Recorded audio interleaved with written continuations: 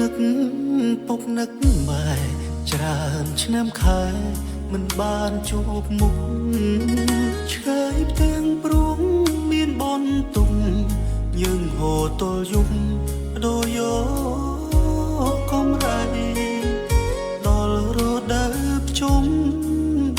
កូនយំស្រណោះអាឡៃមិនបានជួបមុខម្ដាយធ្វើការរាល់ថ្ងៃគ្មានពេ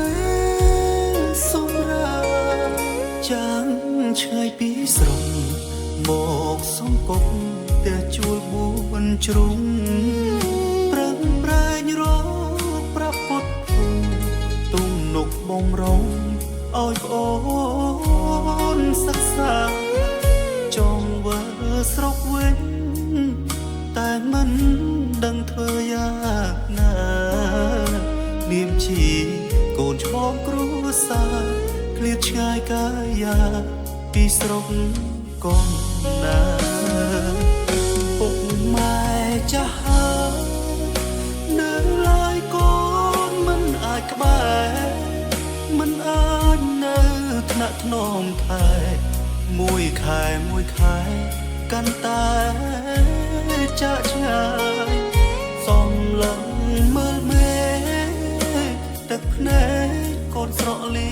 បាយញើសហូរដូចទឹកជោកកាចិត្តអើយខ្វល់ខ្វាយថ្ងៃណាផុតទុកពីពុកម៉ែផ្ដាំកូននៅចាំមិនដែលបំភ្លេចធ្វើការកុំខានបាយទឹកចេញនឹករលឹកដឹងគុណពុកម្ដាយធ្វើជាមនុស្សល្អទោះក្រក៏ម៉ែមិនស្ដាយជាតិនេះកូនពិតសប្បា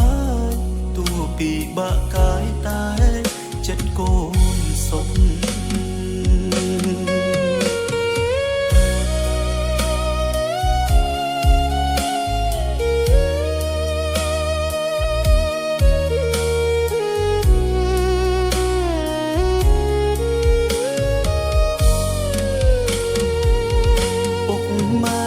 ចាស់ហើយ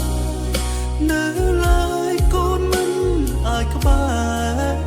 មិនអាចនៅថ្នាក់ថ្នមថែមួយខែកាន់តែចាក់ឆ្ងា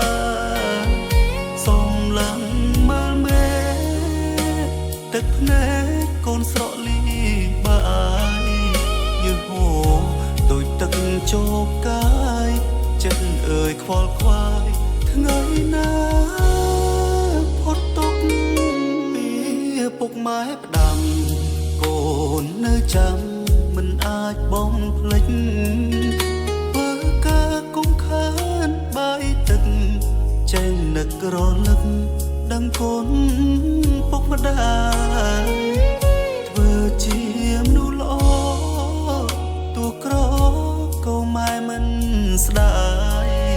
ជាតិនេះកូនពិតសប្បាយទួងពីបាក់កាយតែចិត្តកូនសុខ